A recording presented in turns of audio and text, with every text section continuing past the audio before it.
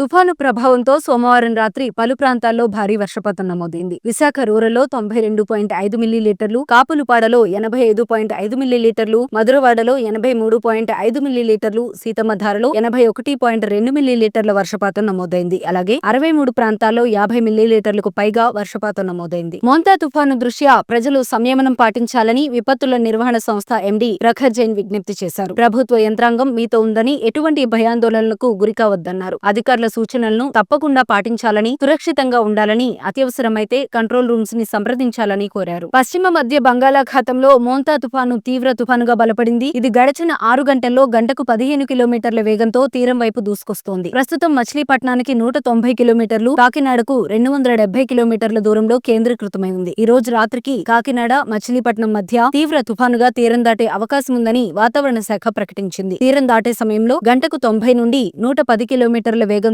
బలమైన ఈదురుగాలులు వీచే అవకాశం ఉంది.